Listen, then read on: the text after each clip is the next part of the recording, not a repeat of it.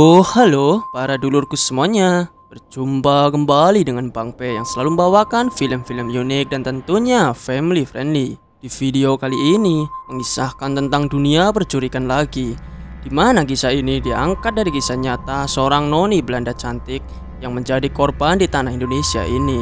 Film ini berjudul Ivana. Oke, daripada kebanyakan bacot di awal film dan bikin dulurku makin penasaran, langsung saja siapkan kopi, tunggu gedang goreng, duduk silang, dan cus.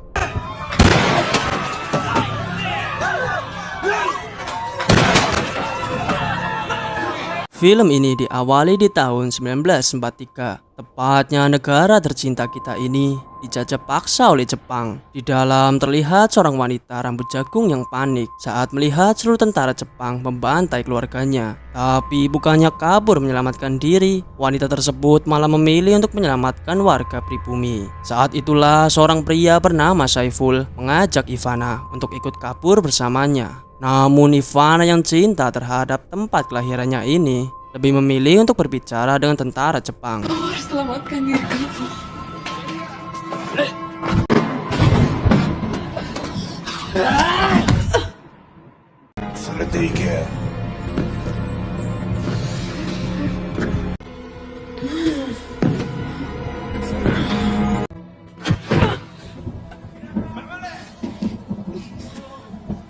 Di luar, Ivana dihampiri oleh seorang pemimpin tentara Jepang. Sambil berbicara dengan bahasa wibu, Ivana memohon kepada pemimpin tersebut agar tidak membunuh para warga pribumi dan membebaskannya. Tapi tiba-tiba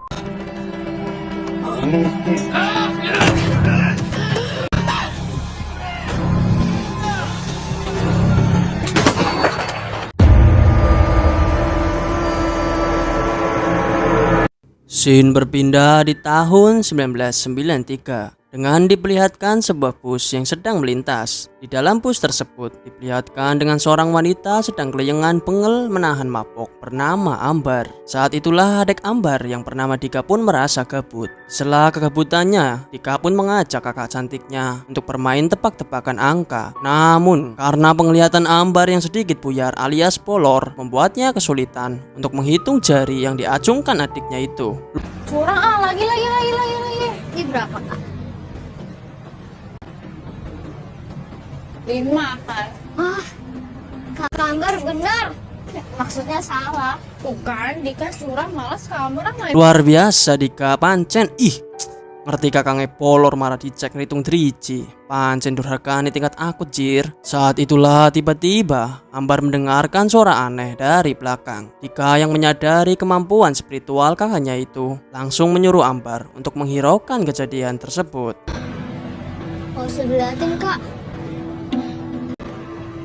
Gak ada siapa-siapa kak di belakang.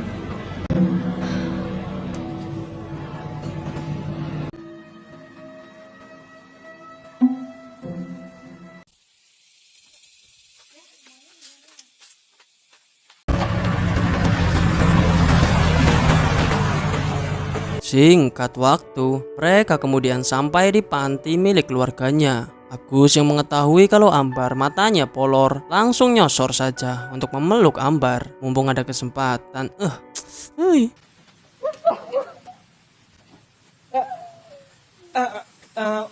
Maaf ya. Kemudian bibi Ambar yang bernama Wati langsung menyuruh mereka untuk masuk. Dan katanya panti asuhan ini sedang sepi karena sebagian penghuninya sedang mudik lebaran. Saat melihat kamar yang akan mereka tepati, bocil kematian Dika langsung kegirangan karena melihat kamar tersebut sangat luas. Lalu Dika yang melihat piano langsung tambah petakilan.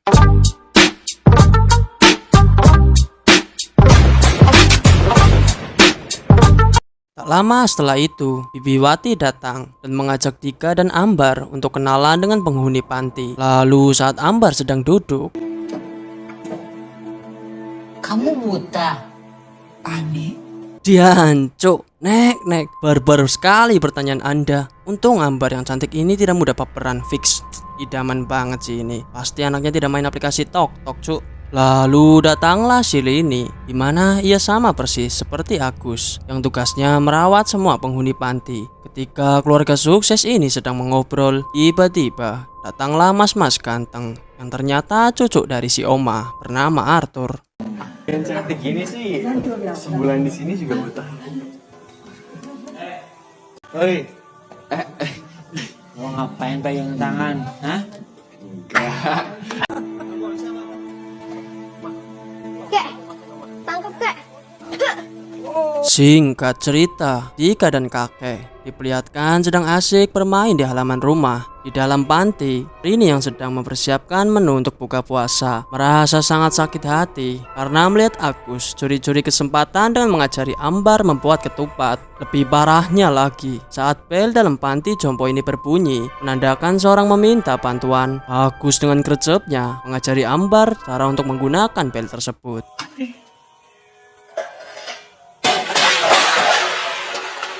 Huluh, hati Rini pun semakin panas meronta-ronta saat melihat tingkah Agus yang semakin menjadi-jadi.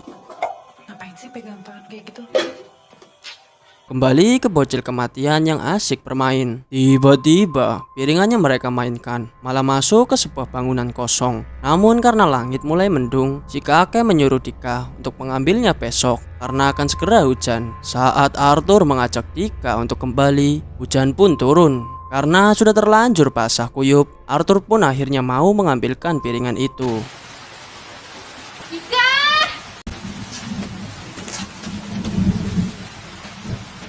Dik! Aduh, jangan keras banget, takut dong.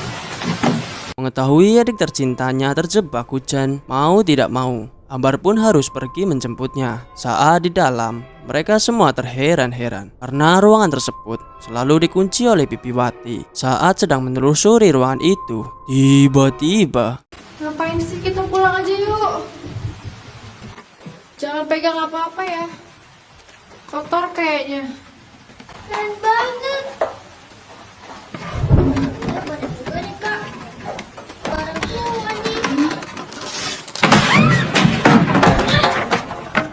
sontak Dika dan Arthur panik kegirangan saat mengetahui kalau Ambar terperosok ke dalam basement. Dan saat mereka menolong Ambar, untungnya si Ambar baik-baik saja. Lalu mereka semua kepo dan heran karena di dalam ruangan ini ternyata memiliki sebuah basement. Saat Dika dan Arthur sedang kepo terhadap sebuah kremepon tua, tiba-tiba Ambar dengan mata polornya melihat sesuatu. Ini apa ya? Hati-hati, Kak.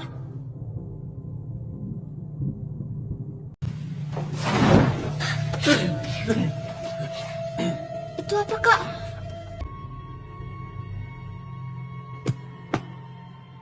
Lalu mereka semua pun kaget saat melihat sebuah badan tanpa kepala. Saat dilihat-lihat ternyata sosok tersebut merupakan sebuah patung tanpa kepala. Tak lama setelah itu Agus pun datang. Dan anehnya si Agus yang sudah lama mengurus panti jompo ini malah heran dan bingung saat mengetahui kalau ada sebuah basement di bangunan ini. Lalu Arthur pun menunjukkan sebuah peti tua dan menyuruh Agus untuk membawanya ke atas. Tapi saat akan naik ke atas, Ambar pun terlihat sedang penasaran terhadap patung itu. Ide bagus tuh. Kalau isi emas, kita bagi dua. Oke. Bagi 3 dong, Kak. Ayo, Kak.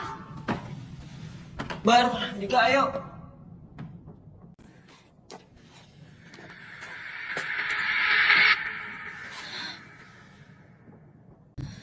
Kak. Gambar.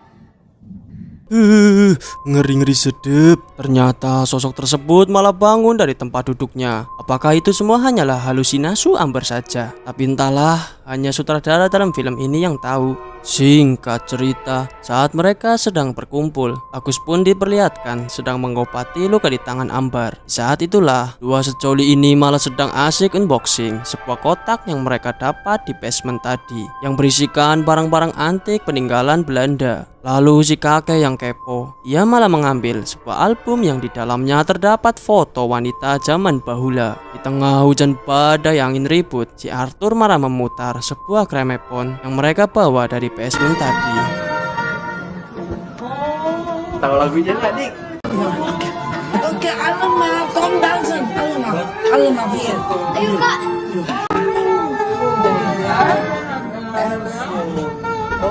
Ikut dansen.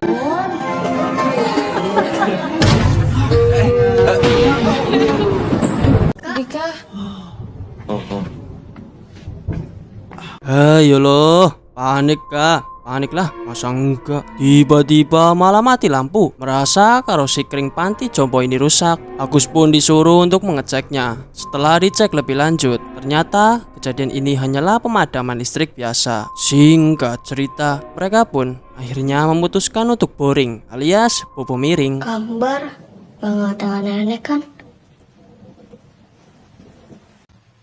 Semoga kamu betah ya di sini. Menurut Dika, lagu yang tadi aneh. Masa sih? Iya. Udah, nggak usah diomongin ah. Udah yuk tidur yuk.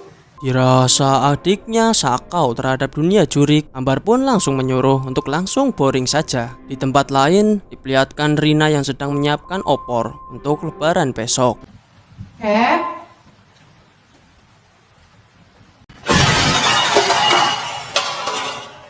Dia tahu. Maaf, sayang. Merasa kesal diprank oleh si Agus, si Rina pun menanyakan kepada Agus. Yang lain udah pada tidur apa belum? Agus pun menjawab, Harusnya sih udah, tapi aku belum cek kamar Ambar. Ambar terus. Mendengar kata Ambar terus, Rina pun langsung bad mood. Tapi Agus menjelaskan kalau Ambar sudah dianggap seperti adiknya sendiri. Sejak kapan kau punya adik? Aku itu udah anggap Amber kayak adik aku sendiri. Adik ketemu gede. Adik-adikan. Kamu kalau lagi jam begini lucu banget tau.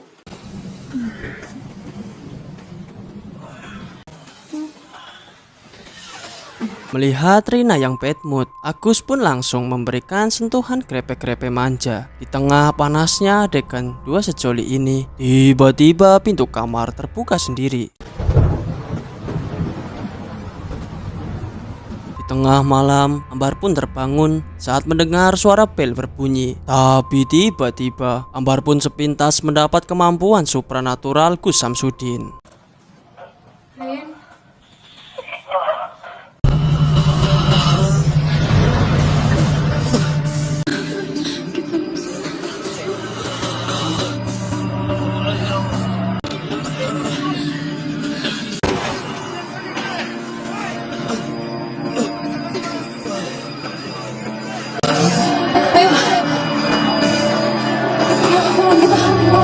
Tiba-tiba saja, Ambar melihat sosok Ivana yang sedang meminta bantuan. Di tengah keheranannya, Dika pun datang dan langsung memegang tangan si Ambar. Kemudian Ambar pun langsung menyuruh Dika untuk tidur kembali dan melupakan kejadian tadi.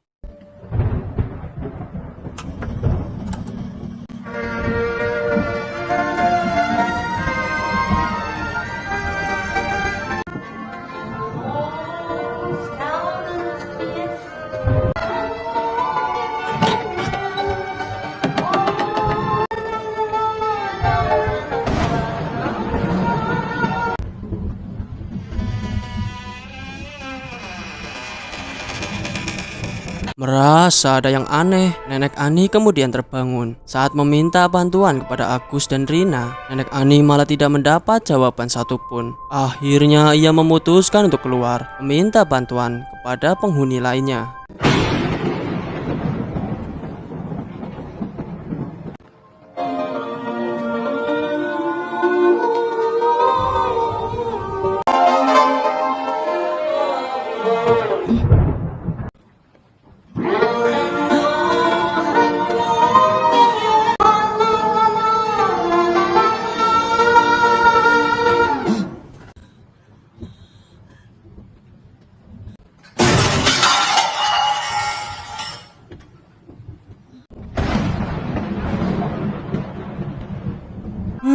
Tanpa Nenek Ani sadari, ternyata sosok tanpa kepala sedang berjalan di belakangnya. Kemudian Nenek Ani yang mendengar suara piring jatuh, ia pun langsung menghampirinya. Jangan sumpah Nek, please. Jangan please, percaya deh sama Ail. Aja dihampiri please.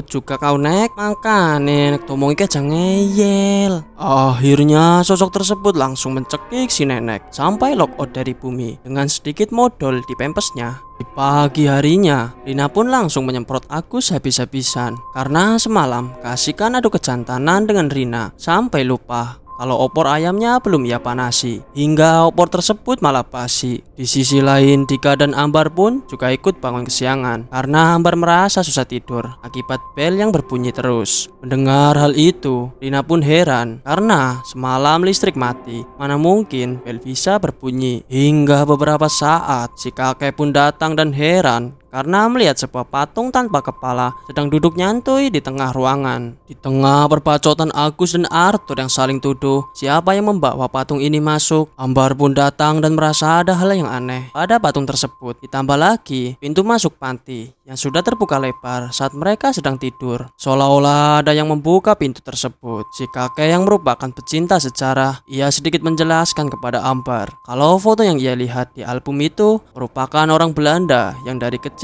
sudah tinggal di rumah ini. Bedanya lagi, keluarga Belanda ini sangat cinta kepada warga pribumi, sampai-sampai memberikan nama kepada adik bungsunya bernama Indonesia. Namun tragisnya, keluarga ini mengalami sebuah kejadian yang menewaskan semuanya di dalam rumah ini. Lalu Ambar pun menambahkan, semenjak matanya dioperasi, ia mulai bisa melihat kejadian-kejadian di luar akal sehat. Seperti kejadian tadi malam, ia melihat sosok wanita Belanda secara jelas.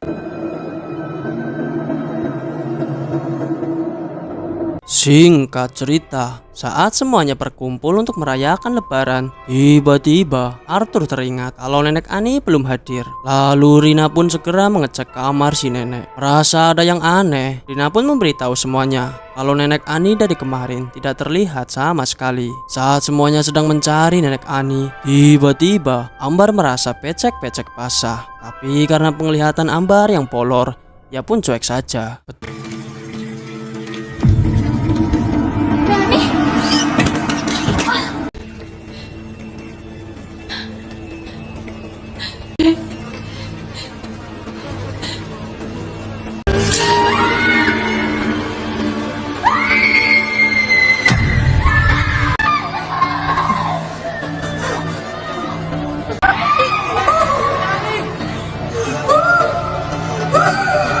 Apa kagetnya saat mereka semua melihat kalau nenek Ani sedang duduk tanpa kepala. Setelah kejadian tersebut, Ambar diperlihatkan sedang bingung dan heran atas kejadian yang menimpa nenek Ani. Dika kecil pun meminta kepada si Ambar kalau ia ingin pulang ke Jakarta karena merasa kalau di panti jompo ini sudah tidak aman lagi. Namun sebagai kakak yang cantik dan baik hati, Ambar pun berusaha menenangkan adik kecilnya dan berjanji akan selalu melindunginya. Di sisi lain, Arthur dan Agus sedang adu perbacotan. Ternyata Arthur meminta untuk dibukakan pintu karena ia dan Oma ingin sekali pulang saja. Tapi Agus meminta kepada Arthur untuk tetap tinggal di sini saja karena berbahaya jika pulang sekarang. Apalagi sedang hujan lebat di luar sana dan tak mungkin ada satupun bus yang melintas sore-sore begini.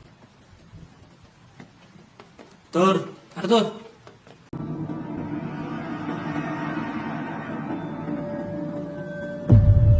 Patung di situ ada yang mindahin.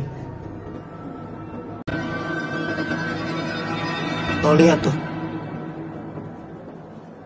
Aneh bin goib, patung tersebut tiba-tiba saja sudah kembali duduk di kursi seperti tidak terjadi apa-apa. Agus yang tidak percaya akan hal goib langsung menuduh Arthur yang melakukan ini semua. Tapi Ambar yang mempunyai ilmu Gus Samsudin langsung mempercayai apa yang Arthur katakan. Di tengah percekcokan ini, tiba-tiba datanglah polisi dengan setelan kumis tebal. Bak seorang polisi ladusing India langsung memperkenalkan dirinya bernama Yudi. Tanpa kebanyakan drama, mereka langsung membawa Inspektur Ladusing, maksudnya Yudi ding, ke TKP.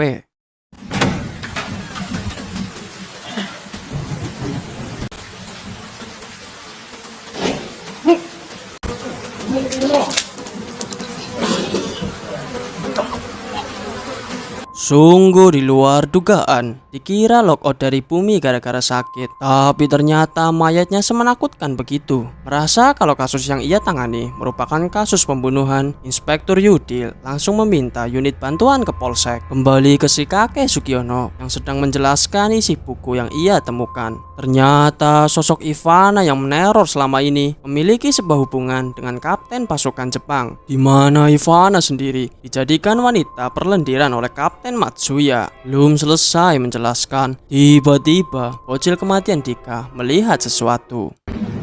Kak. Patungnya, Kak.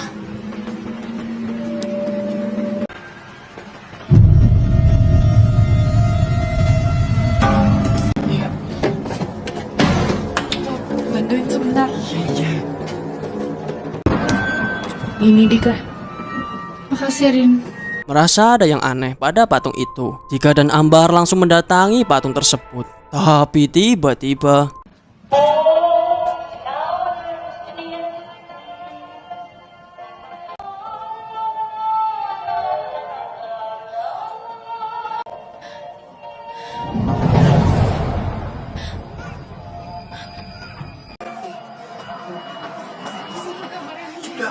saat itulah Ambar mendapatkan kembali penglihatan astralnya, di mana ia melihat Ivana yang sedang mencoba menolong Saiful. Tapi begitu kagetnya Ambar saat melihat orang-orang pribumi yang Ivana sayangi malah berbalik memperlakukan Ivana dengan sangat sadis. Ternyata orang-orang pribumi kesayangan Ivana malah lebih memilih berbalik memihak kepada Jepang, di mana ia mendapatkan janji manis kalau Jepang akan memberikan kemerdekaan pada Indonesia. Hingga saat Kapten Matsuya datang, ia langsung menjambak rambut jagung Ivana dan mengatakan kalau semua rasa cinta dan sayang Ivana kepada orang-orang pribumi tidak ada artinya juga, karena ujung-ujungnya dikhianati juga. Saat Ivana tergeletak lemes liar tak berdaya, ia pun mengatakan kepada warga pribumi, setiap darah yang menetes akan membuat hidup kalian semua tidak tenang.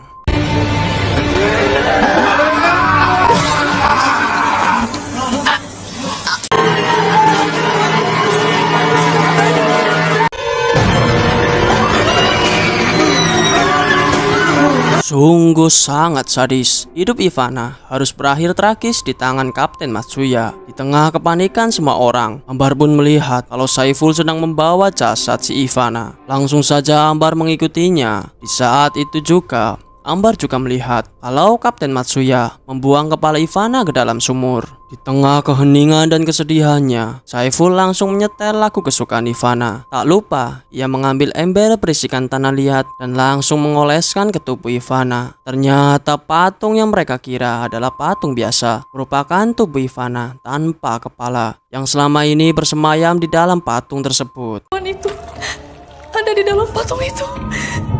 Jadi itu jasad patung. Itu kenapa, Mbak?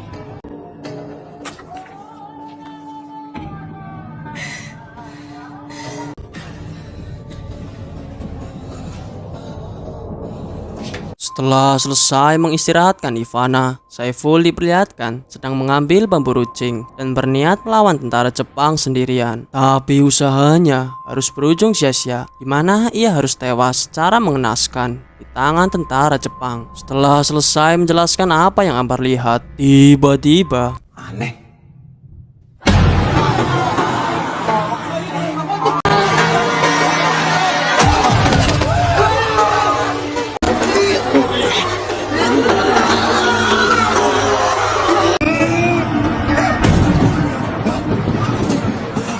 tengah kepanikan dan kengerian ini, mereka semua langsung kabur dengan mengurung Ivana di dalam basement. Lalu Inspektur Yudi mengajak mereka semua untuk berlindung di dalam mobil. Di tengah kepanikan, Arthur dengan gagah beraninya langsung keluar dan melawan Ivana secara sendirian.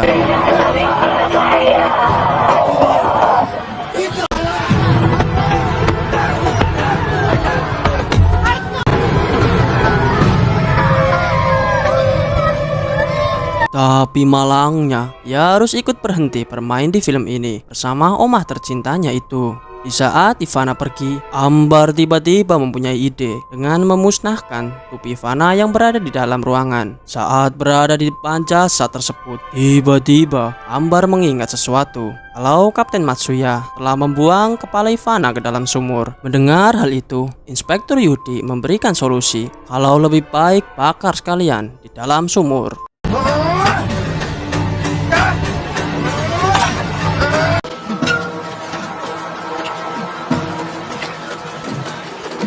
Namun saat mereka akan membakar jasad tersebut, tiba-tiba Inspektur Yudi lupa kalau koreknya tertinggal di dalam mobil.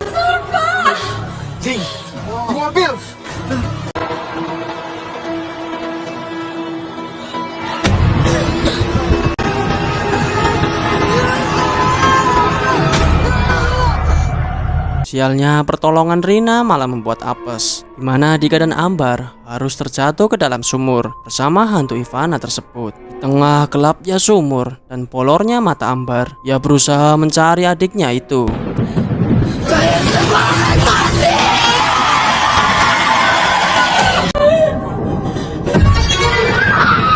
Saat itulah kakek Sugiono dan Inspektur Yudi langsung melemparkan korek ke dalam sumur. Namun mata Ambar yang polor sangat susah mencari keberadaan korek tersebut. Hingga di antara perjuangan hidup dan mati, Ambar langsung meminta adik kecilnya itu untuk menyelesaikan semuanya.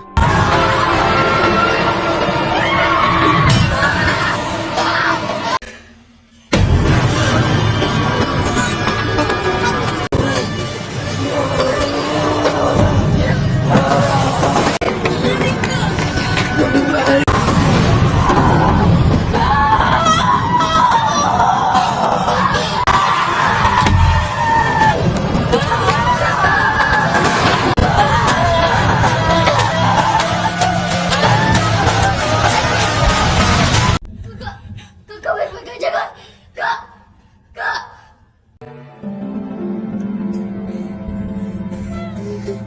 Seperti biasa pada kebanyakan film horor, bantuan pun selalu datang terlambat, di mana Bibi Wati yang mengetahui ini semua langsung menangis histeris.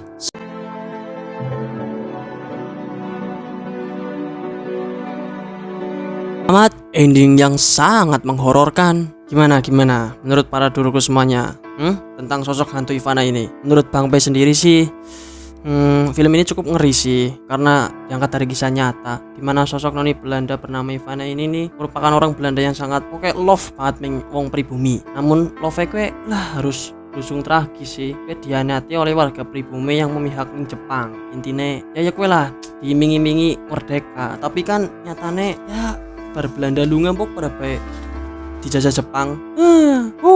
Kan berpai lah amsong. Oke, jika kalian semua suka dengan film-film horor, silakan like dan subscribe channel Pengangguran ini agar tidak ketinggalan video-video selanjutnya. Saya Bang P izin pamit dan sampai berjumpa kembali di video selanjutnya.